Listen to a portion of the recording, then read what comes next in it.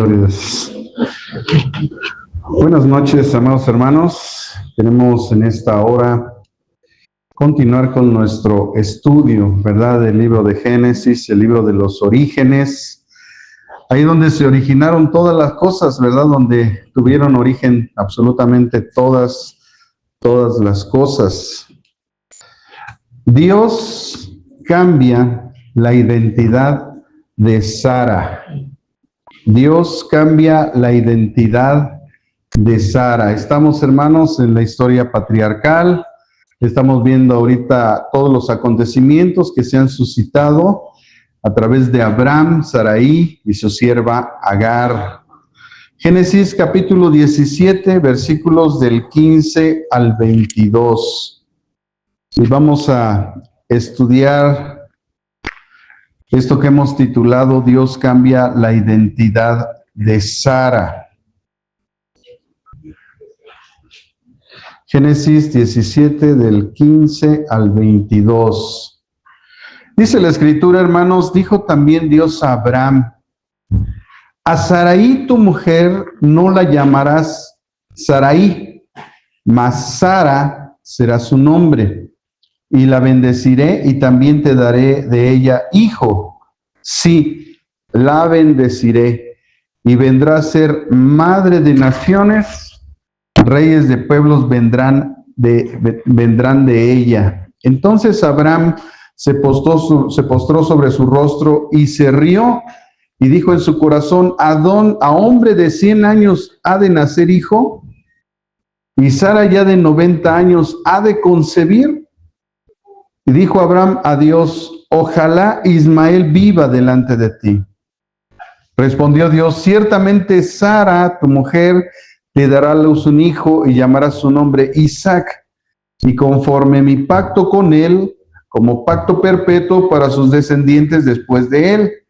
Y en cuanto a Ismael también te he oído, he aquí que le bendeciré y le haré fructificar y multiplicar mucho en gran manera. 12 príncipes engendrará, y haré de él una gran nación. Mas yo estableceré mi pacto con Isaac, el que Sara te dará luz por este tiempo, el año que viene. Acabó de hablar con él y subió Dios de estar con Abraham. El nombramiento, hermanos, de la señal del pacto, ¿verdad? Que vimos la semana pasada, que es la circuncisión, que un varón rehusara también someterse a esta circuncisión, era considerado como evidencia de un rechazo de seguir la palabra de Dios. Su rebelión, como producto de esa incredulidad, resultaba en el hecho de ser cortado de la comunidad de Israel. Sentencia declarada, ¿verdad? Que ya vimos y analizamos en Génesis 17, versículo 14.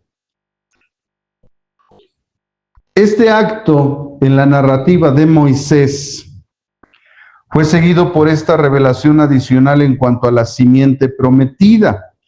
La recibiría a través de su esposa Sarai, la cual sería llamada a partir de este momento Sara. Así que como estamos viendo, hermanos, el autor, ¿verdad? Y aquí la Biblia lo señala, el autor de estos pasajes bíblicos es Moisés. Hay a veces algunos estudios teológicos donde algunas personas dicen que Moisés no fue el escritor de este libro. Y bueno, pues es fácil contestarle a esa gente, ¿no? Entonces Jesucristo es un mentiroso. Porque él, cuando citó las escrituras, él decía que Moisés había escrito esos libros. Entonces es fácil a veces refutar a gente, hermano, que quiere meter controversias y cuestiones que no llevan, como dice la escritura, a palabrerías y a cosas que no tienen sentido. A Abraham también Dios cambió el nombre, ¿verdad? Como vimos la semana pasada en el capítulo 17, versículo 5, más atrás dice: y no se llamará más tu nombre Abraham, sino que será tu nombre Abraham, porque te he puesto por padre de muchedumbre de gentes. El propósito de este cambio de nombre, tanto de Sarai y de Abraham, de parte de Dios, fue cambiarles la identidad, al mismo tiempo señalar su propósito y su destino. Dios había reservado ciertas bendiciones para Saraí. La primera ya fue que recibió un nombre nuevo, como ahorita lo acabamos de leer. En lugar de Saraí, su nombre nuevo era Sara. La primera de ellas fue entonces que recibió ese nombre nuevo, y ambos nombres podrían tener el mismo origen, ¿verdad? Tanto el nombre Saraí como Sara pueden tener el mismo origen. Es simplemente un cambio que de una forma simbólica está señalando un cambio de propósito de Dios en la vida de una persona. Además, es increíble investigando ver que Saraí es la única mujer en la Biblia cuyo nombre es cambiado. No hay otra mujer en la Biblia a la cual Dios le cambie el nombre, solamente a Saraí, y le cambia el nombre por Sara. Y cuya edad también al morir se menciona, ¿verdad? Porque Sara cuando muere, se menciona la edad en la que murió. Ahí nosotros, si seguimos viendo más adelante, en Génesis 23:1, Génesis capítulo 23, versículo 1, dice, fueron 127 los años de la vida de Sara. Tantos fueron los años de la vida de Sara. Sara murió en Kiriat Arba, que es Hebrón, en la tierra de Canaán, y vino Abraham a hacer duelo por Sara y a llorarla. Fueron 127 los años que vivió Sara, 127. Así que Saraí es el nombre, ¿verdad?, que recibió al nacer, pero viene Dios, cambia el propósito y entonces le pone Sara. Y además le da una bendición derivada del pacto que hace con Abraham. Yo creo, hermanos, que todos en algún momento de nuestra vida necesitamos un cambio de identidad para poder nosotros seguir el propósito y nuestro destino eterno. Ahora aquí está Dios hablando a Abraham, y Dios habla a Abraham acerca de su mujer Saraí, ¿verdad? Y dice claramente en el verso 15, dijo también Dios a Abraham, Saraí tu mujer no la llamarás más Saraí, mas Sara será su nombre. En la Biblia, hermanos, hay que recordar que el nombre no es una simple etiqueta para llamar a alguien, sino que revela la esencia, el carácter y el propósito de la persona. El nombre en la antigüedad señala tres cosas importantes a saber. Primero, la esencia y destino, lo cual refleja quién es la persona o lo que Dios hará en su vida. Por ejemplo, Jacob significa engañador, mentiroso, usurpador, pero Dios lo cambió a Israel, que significa el que lucha con Dios, o el príncipe. También se señala como punto número 2, autoridad y presencia. Conocer el nombre de Dios como Yahvé o Yahweh significa tener acceso a su intimidad, a su poder y protección. Entonces, entre más conocimiento tengamos de Dios, más entenderemos quién es Él en nosotros.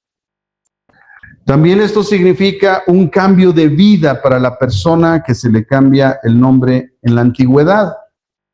Un nuevo nombre en las Escrituras marca una transformación espiritual profunda y una nueva etapa dada por el Creador.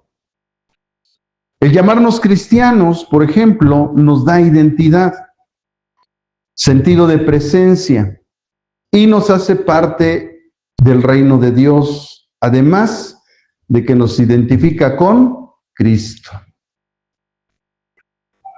En 2 Corintios 5:17, el apóstol Pablo escribe estas palabras, dice 2 Corintios 5:17, de modo que si alguno está en Cristo, nueva criatura es, las cosas viejas pasaron, he aquí todas son hechas nuevas.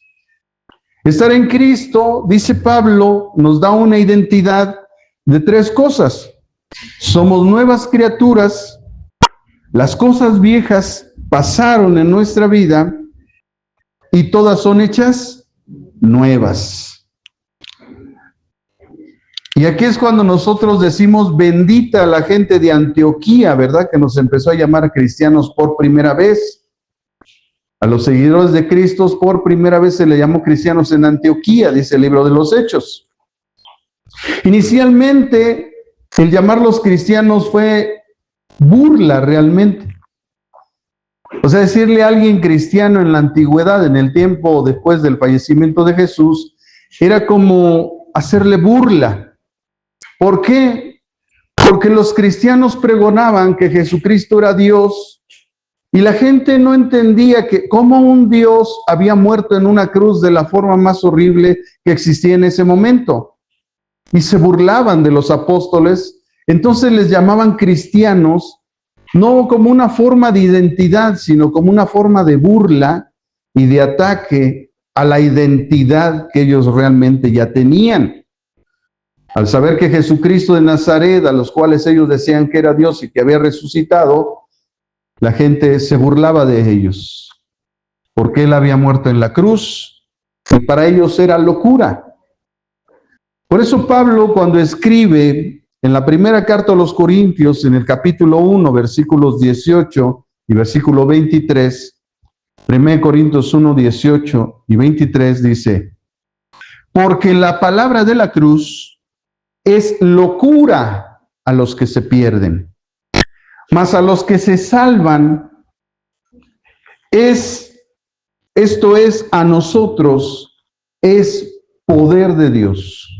Y dice el 23, mas nosotros predicamos a Cristo crucificado, a los judíos ciertamente tropezadero y a los gentiles locura. Es por eso que nos llamaron cristianos, no fue un mote, como ahorita pues, lo decimos con orgullo, ¿no? Sí, soy cristiano y qué, pero en aquel tiempo no fue así. En aquel tiempo era como hacerte bullying, ¿verdad? Es como decirte la flaca, el chato, y bueno, así. Entonces lo hacían para burlarse. Pero para nosotros ahora, el decirnos cristianos nos da identidad. Todos nosotros tenemos un nombre, venimos de una familia, tenemos un apellido, pero lo que nos identifica, lo que nos da identidad es que somos llamados cristianos. Porque a los seguidores de Cristo no se les llamó católicos, no se les llamó testigos de Jehová, no se les llamó mormones, se les llamó cristianos. Y eso, hermanos, no es casualidad, porque Dios preserva a sus hijos y preserva la identidad de sus hijos, y llamarnos cristianos nos da identidad con su Hijo amado Jesús. Hasta ese momento, entonces, Dios no ha dicho nada en cuanto al hecho de que Sarai sería madre de la simiente prometida. Pero en confirmación de su destino exaltado, ya no se llamaría Sarai, la princesa, porque ella se convertiría en naciones, es decir, la madre de los reyes de las naciones. Finalmente Dios revela su plan de que Sarai concebirá el hijo de la promesa, después de largos años de espera, por lo que Dios entonces declara la promesa de bendición a Sarai, y dice el versículo 16, y la bendeciré, y también te daré de ella hijo, sí, la bendeciré, y vendrá a ser madre de naciones, reyes de pueblos vendrán de ella. Así que lo primero que Dios declara sobre Sara es bendición. Su bendición sería doble, que le daría un hijo, y además de ella saldrían reyes de naciones. Este hijo, ya todos sabemos y sabremos más adelante que sería llamado Isaac. Este sería su hijo unigénito. Y hay una imagen de el patriarca Abraham y su hijo Isaac con Cristo. Porque de la misma manera lo vamos a ver más adelante cuando Dios le pide a su único hijo, a Abraham, que lo sacrifique. Y estando él a punto de matarlo, Dios lo interrumpe. Y entonces le muestra un cordero que está atado entre unas ramas. Y fue la primera pronunciación de Abraham cuando le preguntó el hijo, oye papá, ¿y quién va a hacer el sacrificio? Y Abraham le dijo, Jehová Jireh, Jehová proveerá. Y esa fe de Abraham lo llevó precisamente a que Isaac fuera una figura de Cristo. Y fue una figura además de lo que Jesucristo haría después en la cruz. Se pondría en nuestro lugar. Y amados hermanos, en toda la Biblia encontramos esas imágenes que nos llevan siempre hacia Cristo. El autor de la epístola a los Hebreos dice en Hebreos 11:11, hablando sobre los padres de la fe, dice Hebreos 11:11, por la fe, también la misma Sara, siendo estéril, dice, recibió fuerza para concebir. Entonces, ¿cuál fue el milagro que pasó en el vientre y en el cuerpo de Sara? Que Dios, a pesar de estar ella ya decadente, viejita, Dios le dio las fuerzas para poder concebir. Y dice, y dio a luz aún fuera de tiempo de la edad. ¿Por qué? Porque creyó que era fiel quien lo había prometido. Hermanos, ese es el concepto de la fe. Es estar convencidos de que Dios cumple lo que promete. Ella vendría entonces, como dice la Escritura, a ser madre de naciones. Además señala el Señor que reyes, pueblos vendrían de ella. Como después atestiguaremos cómo Isaac fue único en su clase. Así llegamos al tercer aspecto, hermanos, que está en el versículo 17 de este capítulo 17 de Génesis 17:17, y vemos el acto de adoración de Abraham a Dios. En el momento que el Señor le muestra los propósitos, le habla a Abraham, le dice las bendiciones que vienen sobre Sara, le da la promesa del hijo. En ese momento Abraham cae en un acto de adoración. Y dice la Escritura, entonces Abraham se postró sobre su rostro y se rió y dijo en su corazón, ¿a hombre de 100 años ha de nacer hijo? ¿Y Sara ya de 90 años ha de concebir? Hermanos, nosotros ahora sabemos que postrarse sobre el rostro siempre sugiere reverencia y adoración.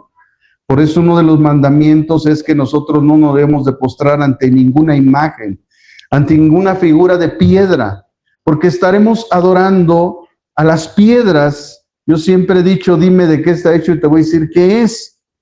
Si está hecho de madera, pues es un palo. Si está hecho de piedra, pues es una piedra. La Escritura dice que Dios es espíritu. Él no puede ser representado por nada en esta tierra. Por eso cuando Dios le habla a su pueblo, le dice, acuérdense que ninguna figura vieron cuando estuvieron en el desierto, cuando estuvieron en la montaña. No vieron ninguna figura. Porque sabe Dios que el corazón malvado del hombre siempre está buscando algo a que adorar. Y al no tener la revelación de Dios en su vida, lo más que hace el hombre es hacer una religión y hacerse ídolos, falsos dioses. Así que la promesa era tan inmensamente grande que se hundió en adoración al suelo y tan inmensamente paradójica que no pudo evitar reírse. Y esto de que Abraham se rió, pues los autores, los comentaristas lo han tomado de muchas formas. Pero nosotros sabiendo, hermanos, que la Biblia es la que se interpreta a sí misma, nosotros encontramos en el Evangelio de Juan, en el capítulo 8, versículo 56, Juan capítulo 8, versículo 56, el por qué se rió Abraham. Dice Juan 8,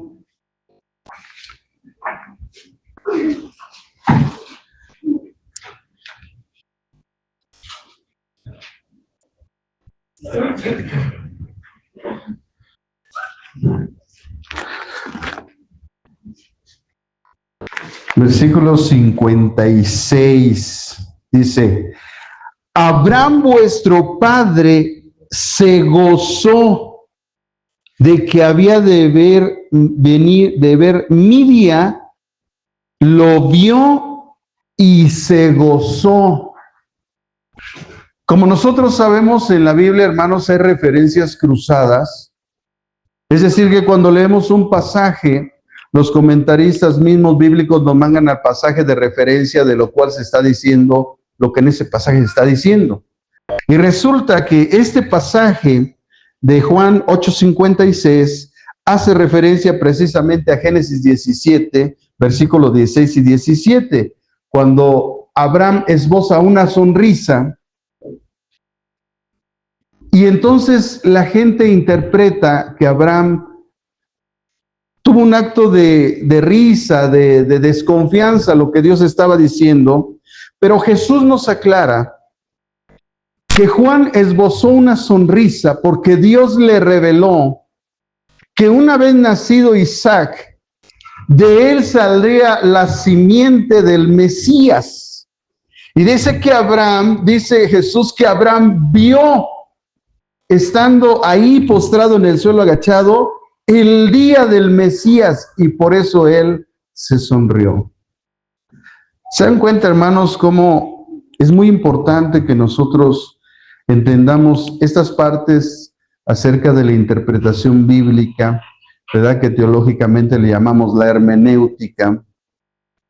Porque una de las reglas para nosotros interpretar la Biblia es entender, número uno, que la Biblia se explica sola. Yo no tengo que inventar, no me tengo que viajar. No digo, no, es que estas luces para mí que eran ovnis y... No hay que viajarnos, hermanos. La Biblia, para su correcta interpretación, la Biblia se explica sola. ¿Por qué? Porque la Biblia es la palabra de Dios, no es nuestra palabra. La Biblia no es de interpretación privada. La Biblia se explica sola. Pero como buscar a qué se refiere, pues lleva tiempo. Pues hay gente a veces que le da flojera y ya no lo encuentra o no lo busca, y entonces interpretan de acuerdo a su pensamiento teológico preconcebido y entonces inventan cosas. No, hermanos, la Biblia se interpreta sola y Jesús nos está diciendo por qué se gozó. Realmente esa sonrisa no fue de desconfianza, no fue de decir, ¿cómo? Pues si yo tengo 100 años, Sara 90, vamos a tener hijos, ¿cómo va a ser eso? Y se rió. No, lo que está diciendo es que Dios le reveló a Abraham que iba a ver el día, cómo Abraham vio el día del Mesías, y entonces esa risa fue de gozo de ver el día del Mesías, que vendría de la simiente de su hijo Isaac, que era el hijo de la promesa. Por tal motivo es claro que la risa de Abraham no es señal de incredulidad, sino más bien de sorpresa, de admiración, de revelación. También Pablo señaló en la carta a los Romanos, en el capítulo 4, versículo 19, Romanos 4, 19. El apóstol Pablo dice en Romanos capítulo 4, versículo 19.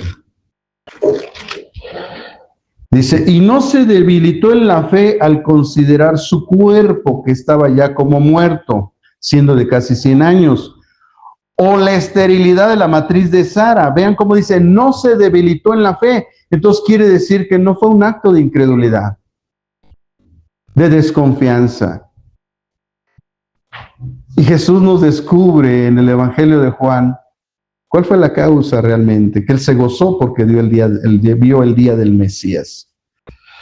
En palabras de un gran reformador antiguo, hermanos, llamado Juan Calvino, él escribió estas palabras: no es que ridiculizara la promesa de Dios a Abraham, o la tratara como una fábula, o la rechazara por completo. Pero como sucede a menudo cuando suceden las cosas menos esperadas, en parte exaltado de alegría, en parte llevado a cabo con asombro, dice Calvino, se echó a reír. Pero aún Calvino no tenía las ventajas que nosotros tenemos hoy, y nosotros hoy podemos ver a través de los evangelios, porque ahora tenemos nosotros la tecnología y ya lo podemos ver más claramente. Y Jesús describe qué fue lo que realmente pasó en la vida de Abraham y por qué él sonrió. Dice que él se gozó porque vio el día del Mesías. Así que el hijo que nacería sería producto de una intervención milagrosa de Dios. Si bien es cierto, hermanos, que Abraham no lo tenía claro en aquel momento, puesto que pensaba que su heredero sería Ismael, el plan de Dios definitivamente era otro. El hijo de la promesa vendría a través de Sara, como un acto milagroso de la gracia soberana de Dios, pero el nacimiento de Ismael no fue milagroso. Por eso Dios hizo pacto con Isaac, porque era hijo de la promesa, porque Dios iba a hacer algo portentoso, algo sobrenatural, y solamente hay que ver cómo nació Jesús, de una forma sobrenatural. El Espíritu Santo concibió, dio, ¿verdad? Sembró la semilla para que María tuviera a Jesús. Al ser el Espíritu Santo, hermanos, y esto es muy importante, al ser el Espíritu Santo quien pone la semilla para que nazca Jesús, eso quiere decir que Jesús no nace con la naturaleza pecadora, es decir, con la orientación a hacer el pecado, a hacer el mal. Es como una información espiritual que lleva al ser humano, aún desde pequeño, a hacer el mal. Usted nunca a sus hijos les dice que hagan el mal y hacen el mal. Muchos de ellos, los niños, hacen el mal porque desconocen que eso está mal. Pero crecen y le dicen, no hagas eso porque está mal, y lo siguen haciendo. ¿Por qué? Porque traen una información de una naturaleza pecadora. Por eso cuando nosotros nos arrepentimos de nuestros pecados, cuando nosotros reconocemos el sacrificio de Jesús y aceptamos ese sacrificio para el perdón de nuestros pecados y su resurrección como promesa de la vida eterna que nos va a otorgar, en ese momento dice la Biblia que nosotros nacemos de nuevo. Nuestra vieja naturaleza es quitada. ¿Por qué el apóstol Pedro dice que el perro vuelve a su vómito y la puerca lavada vuelve al cieno, al lodo? Porque es parte de su naturaleza. Pero si tú le cambias la naturaleza al perro, va a dejar de actuar así. Porque cambiaste su naturaleza. Por eso el nuevo nacimiento lo que nos da es una nueva naturaleza. De modo que si alguno está en Cristo, nueva criatura es. Ahí está la nueva naturaleza. Las cosas viejas pasaron, todas son hechas nuevas. Por eso Jesús le dijo a Nicodemo, Nicodemo, te es necesario nacer de nuevo. Nicodemo, si no naces de nuevo, no vas a ver el reino de Dios. Hermanos, si nosotros no nacemos de nuevo, no vamos a ver el reino de Dios. No importa cuántos días hayas venido a la iglesia, hayas cantado, hayas levantado las manos, cuánto hayas sufrido, cuántas situaciones hayas pasado. Si no naces de nuevo, si no cambia tu naturaleza, si no dejas de ser quien eras antes, Juan Charrasqueado, la Leona de Tacubaya, hermanos, no van a ver el reino de Dios.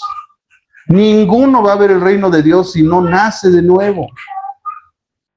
si no manifiesta en su vida ese cambio de naturaleza. Y el cambio de naturaleza se manifiesta como a través de lo que Pablo dijo en Gálatas capítulo 5, versículos 22 y 23, hablando acerca del fruto del Espíritu. Mas el fruto del Espíritu es amor, gozo, paz, paciencia, benignidad, bondad, fe, mansedumbre y templanza. Cuando cambia nuestra naturaleza, empezamos a manifestar el fruto del Espíritu. Dejamos de ser la persona que éramos antes. Pero mientras tú sigas manifestando la persona que eres antes, pues pueden haber dos cosas. No has nacido de nuevo, y eso ya es trágico, porque entonces quiere decir que no eres salvo, te vas a condenar. O la otra, estás dejando que tu vieja naturaleza le gane a tu nueva naturaleza, que es en Cristo. Recuerden que en nosotros hay dos naturalezas batallando, la antigua y la propia. Mientras estamos en esta carne, estamos batallando. Pero ese es un buen síntoma. Si tú estás batallando y cuando caes en pecado sientes mucho dolor y te sientes muy mal por lo que hiciste, esa es una buena señal. Porque eso quiere decir que hay una lucha dentro de ti. El problema sería que tú hicieras lo malo y no sintieras nada y no te importara. Eso quiere decir que no has nacido de nuevo. Entonces hay señales en la vida de nosotros que nos muestran si nosotros realmente hemos recibido a Jesucristo como el Señor y Salvador de nuestras vidas. Ese gozo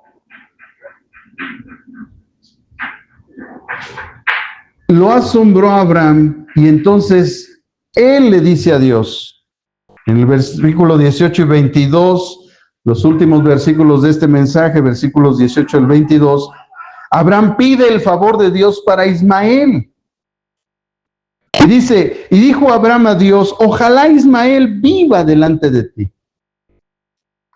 Entonces viene Dios, le responde, ciertamente Sara, tu mujer, te dará a luz un hijo. Es como si yo le dijera, es que ya te dije lo que va a pasar y tú sigues aferrado en lo mismo. Y llamará su nombre Isaac, y conforme a mi pacto, porque él es el que lo está haciendo, Dios, mi pacto con él, como pacto perpetuo. Hay otra traducción que dice sempiterno o eterno, para sus descendientes después de él. Y en cuanto a Ismael, también te he oído. ¿Quiénes son los ismaelitas, hermanos? Los musulmanes. Esos son los ismaelitas. Los musulmanes son ismaelitas, son medios hermanos de los judíos. Y se quieren destruir. De hecho, se están destruyendo. En cuanto a Ismael, también te he oído. He aquí le bendeciré y le haré fructificar y multiplicar mucho en gran manera. Ustedes saben que las tres religiones más grandes del mundo es la musulmana, los cristianos y los budistas. Y los musulmanes es 1/3 de toda la población mundial. Entonces Dios los multiplicó de tal manera, de una forma impresionante, hermanos. Por eso dice, y los multiplicaré mucho en gran manera. Y después añade acerca de estos ismaelitas, 12 príncipes engendrará, y haré de él una gran nación. Sí son una gran nación, no lo podemos negar, hermanos, eso está indudable. Pero dice Dios en el verso 21, mas yo estableceré mi pacto con Isaac, el que Sara te dará luz por este tiempo el año que viene. Y acabó de hablar con él y subió Dios de estar con Abraham. Así que Abraham, hermanos, pide a Dios que Ismael pueda recibir su favor. Pero Ismael no sería nunca el sustituto de Isaac. Hermanos, querer que las cosas sean a nuestra manera y no bajo la voluntad de Dios, lo único que va a traer a nosotros, hermanos, va a ser problemas. Él en su palabra dice cómo van a ser las cosas. Dios establece principios para todas las cosas. Y así va a ser, no importa lo que tú pienses, lo que tú sientas, no va a ser así. Recuerden que hemos mencionado muchas veces que nosotros ya no nos regimos bajo los principios del reino de este mundo, porque el rey de este mundo o el Dios de este mundo ha cegado el entendimiento de los incrédulos, no de los creyentes. Satanás no gobierna todo este mundo, ese es un error. La Biblia es clara, dice que Él ha cegado el entendimiento de los incrédulos, pero no de los creyentes. Y para que Él sea el dueño de todo este mundo, debería de cegar también a los creyentes, lo cual no va a pasar porque nosotros pertenecemos a Cristo, somos herederos de Dios y coherederos en Cristo. Y mientras seamos la sal de la tierra y estemos en este mundo, el enemigo no va a poder gobernar. Porque nosotros nos oponemos en oración, porque Dios intercede por nosotros, porque Dios nos protege, porque Dios nos guarda, porque la bendición está sobre nosotros. El Dios de este mundo está gobernando a los incrédulos, pero no a los creyentes. Para que alguien gobierne todo, debe de gobernar todo, pero Satanás no puede gobernarnos a nosotros. Nosotros estamos sellados por el Espíritu Santo, le pertenecemos a Cristo. El sello de Dios le anuncia a los principados y a las potestades que no podemos ver, pero ellos sí nos pueden ver y ellos saben que traemos un sello. Ellos no nos pueden tocar, no importa quién sea. Que sea el brujo de Catemaco más poderoso, que venga quien venga, que venga el demonio más grande que pueda venir, no te puede hacer nada porque tú estás sellado con el sello de Dios. El enemigo no nos puede tocar. Eso mismo lo dice Juan en su primera carta. El maligno no nos toca.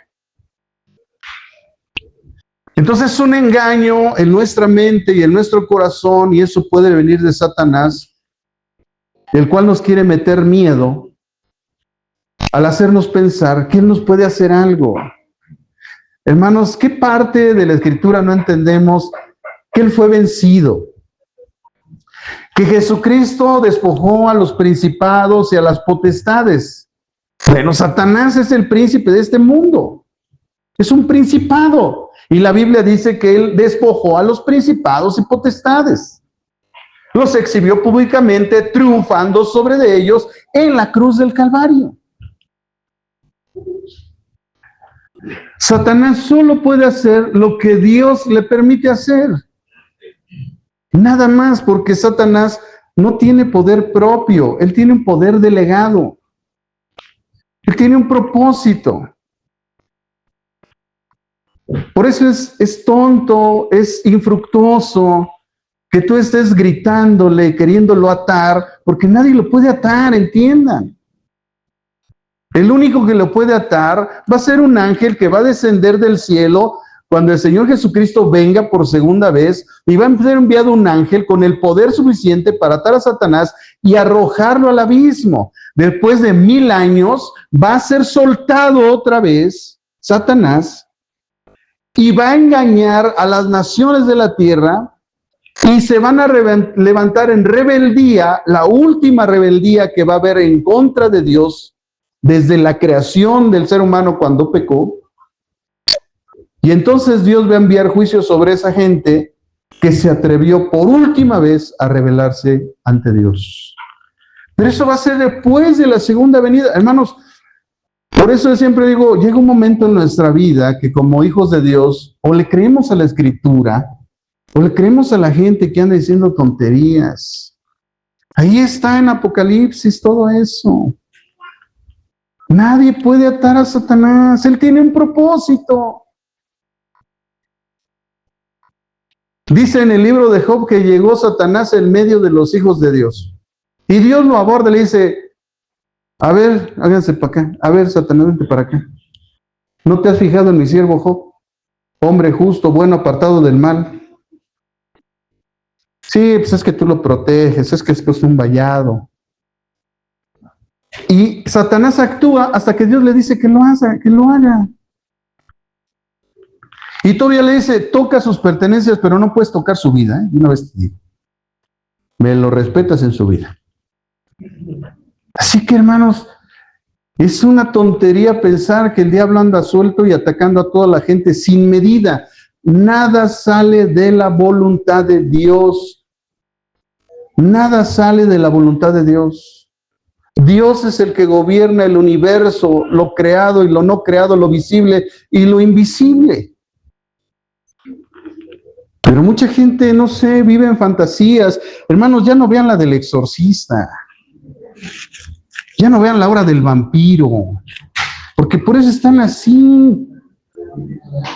Nosotros debemos de creer a la Biblia, a la Escritura. Él tiene ganas de atacarnos, sí, tiene un montón de ganas. Nos quiere devorar, sí, anda como león rugiente buscando a quién devorar, pero no lo puede devorar hasta que Dios le dice que sí. Por eso la Escritura nos manda a orar para no entrar en tentación, nos manda a velar para que estemos al pendiente de todas las cosas, no caigamos en las trampas del diablo, porque dice la Escritura que no desconocemos sus maquinaciones, pues aquí en la Biblia dice todo lo que él hace. Nada más hay que ver cuando vimos el capítulo 3 de Génesis y ver el proceso de cómo él actúa. Y es lo mismo que ha hecho a través de todas las generaciones, porque eso siempre le ha resultado. Pero una vez que tú descubres cómo actúa, entonces tú disciernes si es el diablo o quién es. Hermanos, Jesús, nuestro Señor, siempre va a ser nuestro ejemplo. Fíjense lo que dice la Biblia en Lucas, capítulo 2, versículo 41 al 43. Lucas 22, 41 al 43. Hermanos, no nos damos cuenta que el querer hacer nuestra voluntad y no la de Dios es un ataque directo a la soberanía de Dios. Miren, dice Lucas 22, 41 al 43.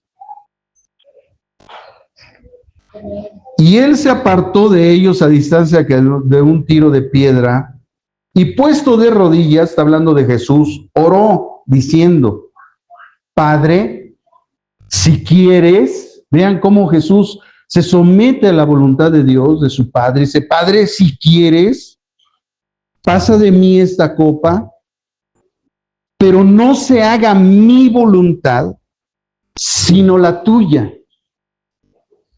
Y se le apareció un ángel del cielo, ¿para qué?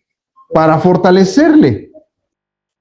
Al igual que a Sara, para tener a su hijo, estando ella de 90 años, Dios la fortalece. Y aquí vemos a Jesús que va a enfrentar el suplicio, la muerte, el castigo, la burla y todo lo que se le viene.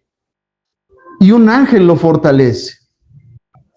Porque la voluntad de Dios, ¿cuál era? Que él muriera en una cruz.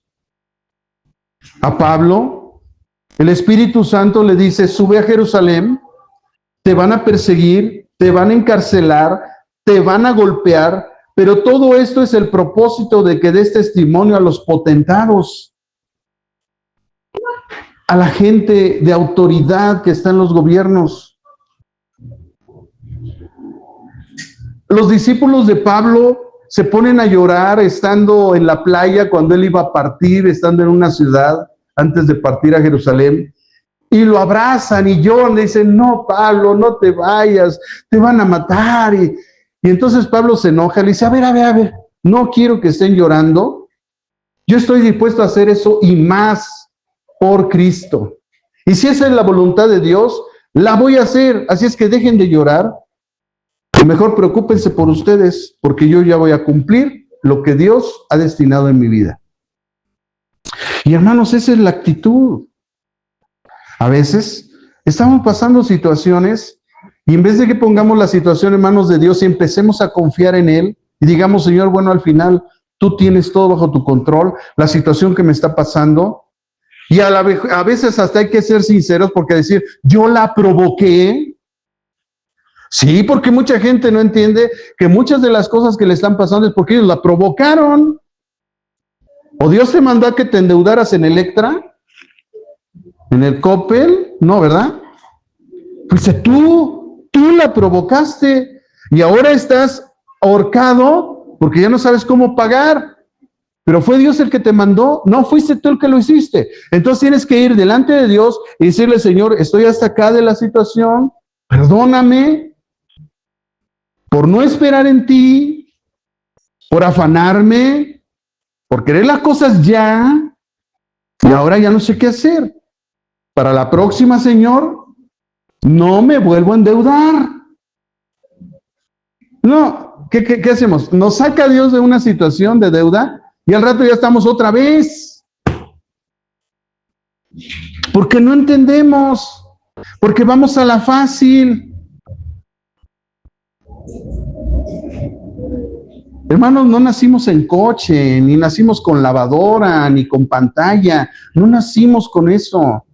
No lo necesitamos, pero mucha gente, como no entiende esos principios, que el que tiene a Cristo tiene la vida y no necesita más, y pues si Dios nos da algo, pues qué bueno, pero no lo está uno buscando, no está uno afanado, no está uno siguiendo la corriente de este mundo, la mercadotecnia de que si no tienes esto, pues no vales, o no, es que no tienes el iPhone 17, no eres chafa. Peor que chafa, porque ni crédito traen. Ahí anda con su iPhone 7, no trae calzones. Ahí los trae en las rodillas con guangos porque ni resortes traen. Me constó el primo de un amigo que así andaba. Hermanos, de verdad, ¿para qué? ¿Para qué? Pero bueno, la gente es faramayosa, quiere apantallar por traer un iPhone, por traer, ¿qué quiso qué? A mí apantállame con las escrituras, apantállame siguiendo la palabra de Dios, viendo tu buen testimonio, siendo un verdadero cristiano. Así esa gente se me apantalla. Pero lo que andan hay faroles, ay, farolito que andas en la calle. Ay, hermanos, no, eso es vano. Por ese libro de Eclesiastés, hermanos, debería de leerlo esa gente para darse cuenta que todo es vanidad, todo es vanidad. El rey Salomón cuando dice, yo experimenté todas las cosas, tuve todo, comí lo mejor, tuve todas las mujeres que yo quise tener, nada más 1000. El pobrecito. No sé cómo le hacía con tanta suegra, ¿no? 1000 mujeres, imagínense, hermano, no, qué tremendo. Y dice, yo tuve todo, y al final me di cuenta que era vanidad de vanidades. No sirve de nada. ¿Para qué? ¿Para qué tener tanto? ¿Para qué? No sirve de nada. Por eso viene Jesús y da un principio y dice, más difícil es que un rico entre en el reino de los cielos, que un camello entre en una aguja. ¿De qué sirve ganarse el mundo si al final se pierde tu alma? Y todavía da la enseñanza del rico y Lázaro, donde el rico tenía todos los placeres, gozaba de todo, después allá estaba quemándose en el infierno, y dice, Señor, sácame de aquí, ¿no? A ver, acuérdate que tú pediste todo, ¿no? Se te dio todo, ¿no? Querías un coche, querías un yate, querías y estabas ahí, pide, todo se te dio. Bueno, pues ahora tú estás en el infierno y el joven pobre está en el seno de Abraham, gozando porque él no recibió nada. No anduvo pidiendo, no anduvo afanado en esta vida. Él recibió lo que Dios había dispuesto para su vida. Ese hombre era pobre, andaba llagado, sufrió toda su vida y aceptó la voluntad de Dios. Pero esa confianza en Dios lo llevó al seno de Abraham, a la salvación, a la vida eterna. Por eso Jesús, hermanos, va a ser siempre nuestro ejemplo. Y Él se somete a la voluntad de su Padre. Padre, si quieres, pasa de mí esta copa, pero no hagas como yo. Yo sé que hay cosas que nos causan dolor, angustia, temor, situaciones. A veces la enfermedad, no dices, no, ya, ahora sí me porto bien, Señor. No, ya se te quita y se te olvidó. Hay gente que se la pasa prometiéndole cosas a Dios y nunca las cumple. Y hermanos, Dios no se agrada de los insensatos. Esa gente es insensata. Cuando a Dios hagas promesa, dice, no tardes en cumplirla. Ahora sí te voy a servir, Señor. Pues ya estás sirviendo. Señor, ahora sí voy a dar mi ofrenda. Ya estás ofrendando, cara. Señor, ahora sí voy a hacer esto. Ya estás haciéndolo. O sea, Dios no se agrada de los insensatos. En el momento que tú dices una promesa, la tienes que cumplir lo antes posible. Ya, vámonos. Esto era para antier. Vámonos.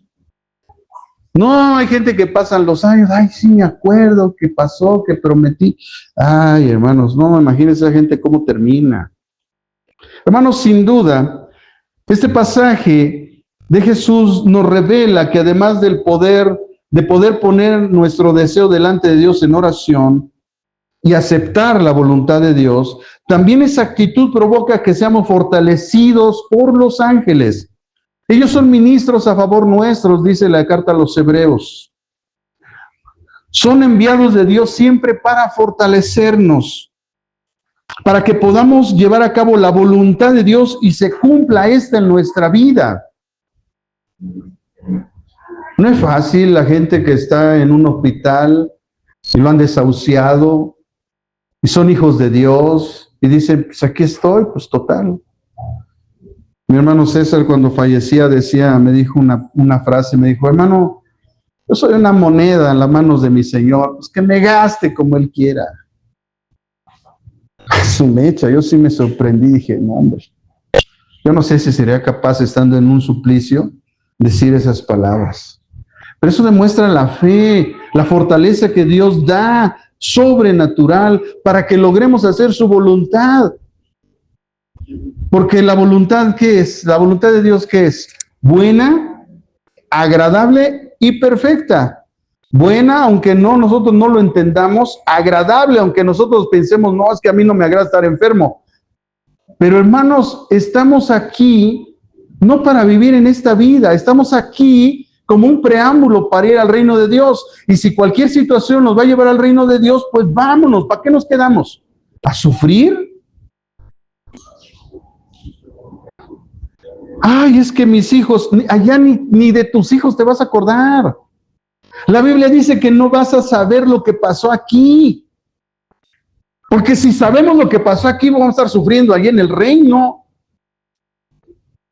Nada más de pensar que dejaste a tus hijos, de pensar que se van a ir al infierno porque nunca quisieron oír el evangelio. No, hermanos, allá ni siquiera nos vamos a acordar de lo que aquí pasó. Cuando lleguemos allá y veamos a los otros que se adelantaron, algo aquí en nuestro corazón nos va a hacer sentir como cuando vemos a alguien y dice, yo lo conozco, pero de dónde no sé, pero lo conozco. Pero no vamos a saber realmente cuál fue nuestra relación, cuál fue mi relación, si era mi madre, era mi hermano, era mi primo, no vamos a saber eso. Simple y sencillamente va a haber una conexión espiritual, vamos a decir, yo lo conozco. Pero como no sabemos, nos vamos a recibir con gozo y bueno, pues ya estamos aquí, pues vámonos al pachangón, ¿no? Pero es que la gente está pensando que va a llegar al cielo y mis hijos, y va a estar como la Llorona, ay, mis hijos, cálmate, ni te vas a acordar de ellos. ¿Ustedes creen que aquellos que se adelantaron, que están en la presencia de Dios, quieren regresar aquí? No, hermanos, ya ni le llores. Él está feliz en el reino. Preocúpate por ti, que con trabajos vienes a la iglesia.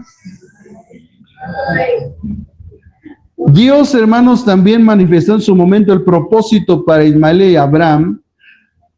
Y la oración por Ismael, Dios también la concedería. Lo haría fecundo para que engendrara 12 príncipes y llegara a ser una gran nación. Pero en él no estaría el pacto, estaría sobre Isaac y su descendencia. Realmente, hermanos, el odio que tienen los musulmanes hacia los judíos es por una cuestión espiritual. Algo aquí dentro les dice que están airados por la forma en que fue rechazada su madre, que fue Agar. y su patriarca Ismael.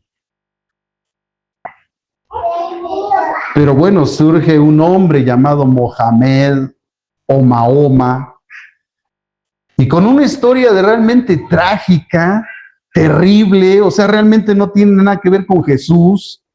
Este cuate hasta agarra a una niñita de 8 años y tiene relaciones con ella a los 8 años, la embaraza, tiene hijos. Imagínense una niña de 8 años, este tremendo burro. Eres el profeta, dicen ellos. Es el profeta de Dios. Puta. Hermanos, Jesús, y una vez en el instituto hice una comparación entre los iniciados que han existido en esta tierra, Buda, Mahoma, y los comparé con Jesús. Y puse todo lo que hizo Jesús, puse lo que hizo Mahoma, lo que hizo Buda, y así los iniciados. Nadie, hermanos, le garantizo, nadie, absolutamente nadie, tiene cómo llegarle ni a los talones a Jesús. Nadie manifestó lo que Jesús hizo. Nadie tuvo el carácter que Jesús tuvo. Nadie tuvo el amor que Jesús tuvo.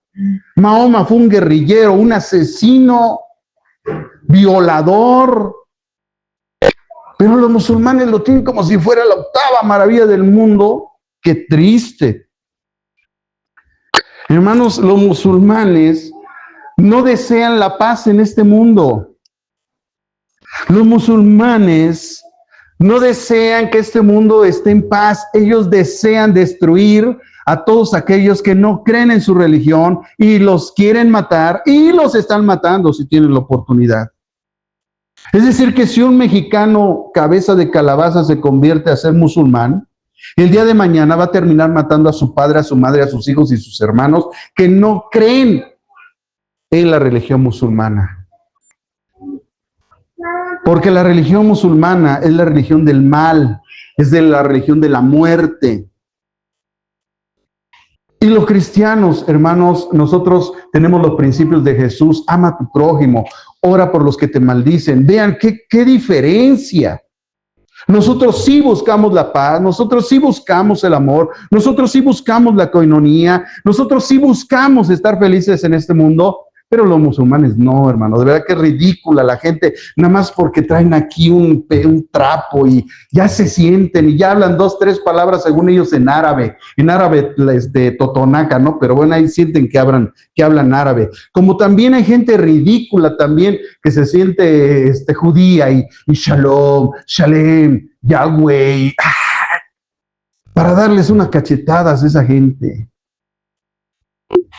A ver, los judíos sí hablan hebreo, los judíos tienen las tradiciones y la Biblia dice que esos cuates son los más desobedientes a Dios. De hecho, se van a ir al infierno si no se arrepienten y si no reciben a Jesucristo como el Señor y Salvador de su vida. Se van a ir al infierno. De nada sirve saber hebreo, de nada sirve hablar hebreo, estar en esa religión, estar con los musulmanes, hablar su idioma y tener sus principios, cuando esa gente va al infierno. Hermanos, pero la gente se deja engañar porque dice la Biblia que para eso fueron destinados. Además, hermanos, nosotros estamos aquí en medio de todas nuestras fallas y nuestras cuestiones personales, por la puritita misericordia y gracia de Dios. Y somos mexicanos a mucha honra y no nos interesa traer una kipa y no nos interesa traer trapos colgando, nada, no nos interesa, porque nosotros amamos a Cristo. Porque Él murió por nosotros. Porque nos ha dado vida eterna, no necesitamos nada más. Así que la gente, hermanos, tristemente está cayendo en las mentiras. Porque no quiere entender que la Biblia es la palabra de Dios. Porque Satanás se encarga de engañar a la gente para que no crea en la Biblia. Es increíble, después de tantas evidencias, ya yo creo que el Señor dice, ya qué evidencia les puedo sacar, si ya les saqué todas, y no quieren entender que yo soy Dios. Hermanos, el llamado al Evangelio no es el llamado a tener otra religión. El llamado del Evangelio es arrepentirnos de nuestros pecados. Es a vivir una vida nueva, es a nacer de nuevo. Ese es el Evangelio, a creer en la muerte y resurrección de Cristo, por lo tanto tenemos vida eterna. Ese es el logro de Cristo en la cruz. Por eso leímos que para unos es locura, es de locos. ¿Cómo tu Dios se murió en la cruz? Sí, se murió, ¿y qué? Pero ¿cuál fue el propósito? Darnos vida eterna, porque nosotros estábamos muertos en nuestros delitos y pecados, porque todos merecíamos el infierno, porque Él se puso en nuestro lugar. Y no aceptan el ofrecimiento de Dios, por eso se van a condenar. Al final del pasaje, hermanos, vemos algo que a veces pasa desapercibido. En el verso 22 dice finalmente, acabó de hablar con él y subió Dios de estar con Abraham. ¿Cómo que subió Dios? O sea, bajó. O sea, sí se le apareció. Pero a ver, espérenme, paren la prensa. Si la Biblia dice que nadie ha visto a Dios, entonces, ¿quién es el que se apareció? Hermanos, a eso se le llama cristofanía. Ya lo hemos señalado anteriormente, porque anteriormente hemos dicho muchos ejemplos de esto. Y es la manifestación de Cristo en el Antiguo Testamento. Al Padre nadie lo ha visto jamás, es lo que dice Jesús. El unigénito del Padre, Él lo da a conocer. Es Cristo el que se está apareciendo a la gente, el que se le apareció a Abraham, el que se le apareció a todos. Él es el ángel de Jehová, el enviado de Jehová. La palabra ángel significa enviado, no significa alguien que trae alas, es un enviado de Dios.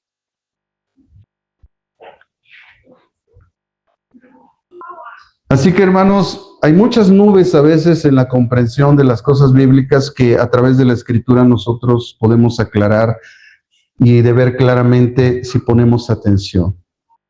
Finalmente quiero concluir con esas palabras, hermanos, de reflexión, como una síntesis de lo que hemos estado viendo. Hermanos, en la Biblia vemos varios ejemplos de cambios de nombre, que al mismo tiempo cambiaron la identidad de las personas. Y dentro de estas personas que se les cambió el nombre, nosotros vemos principalmente a Abraham. Su nombre pasó de significar padre exaltado a Abraham, que significa padre de una multitud, al establecer el pacto de ser padre de las naciones. De Sarai, su nombre fue cambiado, ahorita lo vimos, a Sara. Cambió de Sarai, que significa mi princesa, a Sara, que significa madre de naciones, reflejando una nueva dignidad y además una descendencia real. Porque lógicamente si de ella van a salir reyes, pues era preciso que ella fuera mínimo una princesa, una reina, que fuera de alcurnia. Entonces Dios la declara así a ella para que se dé cuenta, ¿verdad?, la identidad que Dios le está dando. Pero también hay otro que ha sido cambiado su nombre, que es Jacob. De Jacob, su nombre fue cambiado a Israel. Jacob dejó atrás el significado de suplantador o el que engaña para ser llamado Israel. Que dentro de los dos significados que tiene, porque puede significar el que pelea con Dios o el príncipe. Tras ese encuentro transformador que tuvo al pelear con el ángel de Dios. Pero también en el Nuevo Testamento hay una persona que le fue, de hecho a varios ahí se les cambió el nombre, pero el más representativo es Pedro. De Simón a Pedro. Jesús le dio el nombre de Pedro, que significa roca, para señalar su rol firme de liderazgo en la nueva iglesia. En un sentido espiritual vemos tres aspectos, hermanos, también por este cambio de nombre de identidad. Cuando Dios nos cambia la identidad, lo que nos habla es nuestra misión divina. El nombre nuevo indica una tarea o llamado especial asignado por Dios, que es nuestra misión divina.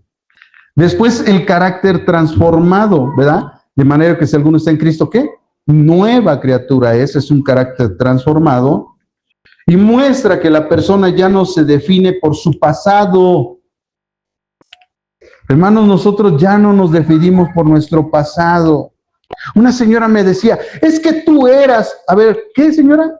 Tú eras, a ver otra vez, tú eras, era, tiempo pasado, ya no soy. Y todos éramos, pero ahora ya no somos. A lo mejor antes era la leona de Tacubaya, ¿verdad? Y ahora eres una princesa, ¿verdad? Ahora eres, ¿verdad? Una libélula ahí que flota en el aire. Llena de paz, hermana, de tranquilidad, de fe, de esperanza, de confianza. Ya no andas desesperada comiéndote las uñas, mordiéndote los juanetes. Ya no. Los padrastros, ¿no? Los guantes están en los pies. Bueno, hay gente que también ahí se alcanza.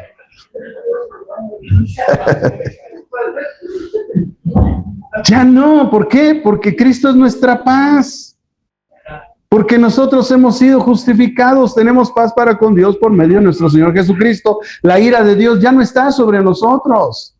La ira de Dios está sobre los impíos. Por eso Dios no ama a todo el mundo. Dios ama a sus hijos. Y Dios aborrece al impío. Y en el capítulo 9 de Romanos, dice la Escritura, a Jacob amé, y a Esaú, ¿qué? Aborrecí. Entonces Dios no ama a todos, Él ama a los que en ellos está su propósito. Al estar el propósito de Cristo en nuestra vida, Cristo nos ama. Sí le puedes decir a un hermano, Cristo te ama, pero si le dices eso es un incrédulo, ese eres antibíblico. Porque Dios no lo está amando, la ira de Dios está sobre de él. Y si no le dices que la ira de Dios está sobre de él, que se tiene que arrepentir, que tiene que arrepentirse de sus pecados y venir a Cristo, hermano, estás comunicando un evangelio que no es el correcto. Recuerden que una buena noticia, que es el significado de evangelio, la palabra evangelio, buena noticia, en su concepto más simple, viene precedido de una mala noticia. Tú primero tienes que hablar la mala noticia. ¿Qué crees? Por cuanto todos pecamos, estamos destituidos de la gloria de Dios. Todos íbamos al infierno. Pero la buena noticia es que ahora somos justificados gratuitamente por la gracia que es en Cristo Jesús, Señor y Dios nuestro. Ese es el evangelio. Pero si tú a todo el mundo le dices, Dios te ama, perrito, Dios te ama, pájaro, Dios te ama. Ay, hermano. Vas a andar como esa loca pseudoprofeta que anda ahí y dice que está llevando a Cristo a los animales. Ay, Dios mío. Yo pensé que ya lo había visto todo. No, de verdad que hay gente loca, pero loca de verdad, ¿eh? Salió una supuesta profeta por él. Ay, Dios mío. Lo peor es que es mexicana. No quiero decir su nombre para no quemarla, pero se llama Ana Méndez. Y esa individua, ay, se me salió. Ay, hermanos, hablé en voz alta. Pensé en voz alta. Esa mujer dice que los billetes hablan. Y manda a la gente a que traigan el dinero y que se lo pongan en el oído y le dice, escucha, ¿cómo te habla el billete? Ahora suéltalo. Ay, y lo echan en el... pues sí no es tonta. Tontos los que están ahí parados de mensos, dejándole el dinero a la gente. Gente incauta, falta de entendimiento, indocta con falta de conocimiento de las Escrituras. Por eso les ven la cara, hermanos. Por eso. El pueblo es destruido, no por el diablo, dice Oseas 4:6, porque a la gente le falta conocimiento. No está diciendo que no tiene, está diciendo que le falta. Y no hay mayor forma de ver la carencia del conocimiento en una persona que la persona no pone en práctica lo que dice saber. Hermano, no es suficiente decir que yo sé y que hable la Biblia. Aquí se trata de practicar, no de saber. Y cuando tú no practicas lo que sabes, entonces tú eres un ignorante, peor. Porque entonces estás desobedeciendo voluntariamente porque dices saber. Hermanos, a eso se llama impiedad, falta de piedad.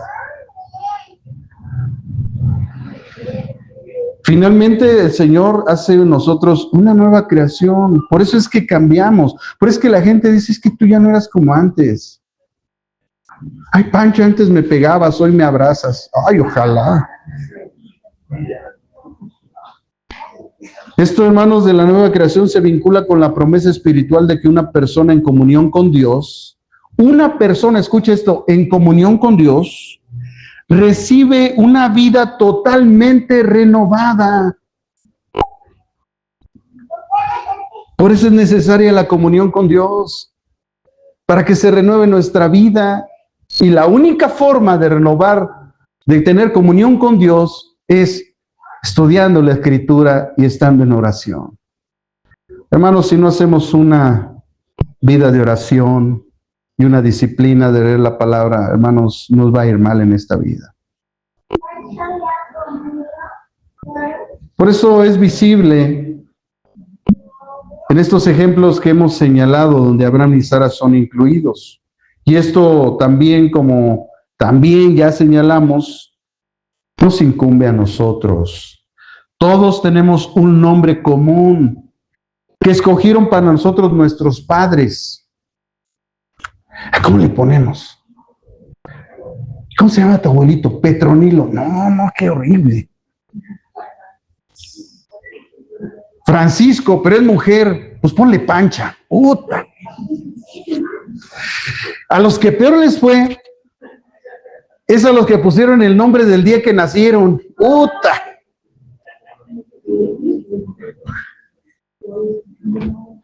No. Qué terrible. Yo a veces les digo así de Basile a la gente, a ver, tanto que te costó ponerle su nombre, ¿cómo se llama tu hijo? No, pues se llama tal y tal. Y ahora no lo bajas de buey. Qué terrible. Si tanto te costó el nombre, ¿para qué ahora le digas así? Qué horrible. Una le pregunté a mi mamá, oye, ¿por qué me pusiste Ángel Gabriel? Dice, ay, hijo, es que había una novela que se llamaba Gabriel y Gabriela. Y como me gustaba tanto, a ti te puse Gabriel, y para que no fuera un único nombre te puse Ángel. Porque tu tío, que también nació, ¿verdad? Es de tu edad, mi hermano, nació de tu edad, y a él le pusieron Miguel Ángel. Entonces a ti te puse Ángel Gabriel por cuestión de la novela. Y a tu hermana le puse Gabriela, Gabriel y Gabriela. Le digo, ay mamá, qué bueno que no viste Cuna de Lobos, si no quizá que me hubiera puesto. Catarina Krill y el otro, no, hombre. Gloria a Dios, Señor, que me pusieron Ángel Gabriel, ¿verdad? El enviado de Dios. Así es que por donde quiera le busque, hermano, aquí estoy al frente. Hermanos, independientemente entonces del nombre que nos hayan dado nuestros padres, Dios nos ha identificado con el nombre de su Hijo. En Hechos 11:26 dice, y se congregaron ahí todo un año con la iglesia, y enseñaron a mucha gente, y a los discípulos se les llamó cristianos por primera vez en Antioquía. Hechos 11:26. Ahí está, hermanos, cuando por primera vez se nos llamó a los seguidores de Cristo cristianos, y Dios nos identificó con Él, con su Hijo, porque la palabra Cristo es la palabra griega de la palabra hebrea Masiaj, que significa ungido. De tal manera que cristiano significa pequeño ungido. De esa manera Dios nos identifica como parte de su Hijo. Y Dios usó a los incrédulos. Fíjese cómo es Dios, usó a los incrédulos para identificarnos con su Hijo amado Jesús, y siendo Jesús el Mesías, el Cristo, el ungido, le plació que ese mote quedara para la posteridad, para todos los hijos verdaderos de Dios, los cuales ahora recibimos la identidad de cristianos, es decir, pequeños ungidos, identificándonos con nuestro Señor Dios y Salvador Jesucristo. Hasta ahí está Dios, hermanos, en nuestra vida. Cristo también se identificó con nosotros, porque si el Padre ya es increíble que nos identificó con el Hijo, bueno, el Hijo se identificó con nosotros. Y en la carta a los Hebreos, en el capítulo 2, versículo 11, dice la Escritura, porque el que santifica y los que son santificados, escuche, de uno son todos, de uno, ¿quién? Cristo, son todos. Por lo cual no se avergüenza de llamarlos, ¿qué? Hermanos. Jesucristo no se avergüenza de llamarnos hermanos. Por eso nosotros no nos debemos de avergonzar de llamarnos hermanos, porque así es una parte de nuestra identidad. De que nosotros estamos en este mundo, pero no somos de este mundo. De que aunque este mundo nos aborrece, tenemos un Padre que nos ama. Pero si aún, hermanos, esto le parece a usted extraordinario, escuche esto. Ya de por sí, lo que nos identifica en Cristo, el Padre se identificó con nosotros y Él nos llamó hijos. Pero el apóstol Juan va más allá, describe nuestra identidad de forma majestuosa en esta verdad de que somos hijos de Dios. De la misma manera que llamaron a Cristo, también Dios se identifica con nosotros, el Padre, llamándonos hijos. O sea, estamos identificados con el Hijo y estamos identificados por el Padre. Y dice la Escritura en la primera carta del apóstol Juan, y con esto voy a terminar, hermanos, capítulo 3, versículos del 1 al 12. Primera de Juan 3, 1 al 12. Mirad, ¿cuál amor nos ha dado el Padre para que seamos llamados hijos de Dios? Por eso el mundo no nos conoce, porque no le conoce o no le conoció a Él. Muy amados, dice esta traducción, ahora somos hijos de Dios. Y aún no se ha manifestado lo que hemos de ser. Pero sabemos que cuando Él apareciere, seremos semejantes a Él. ¿A quién? A Cristo. Usted se puede imaginar que cuando Cristo venga, tomaremos la apariencia misma de Él. Wow. Así que no te preocupes, ahorita estás barrigón, chaparro y pelón, pero mañana Tom Cruise se va a quedar chato.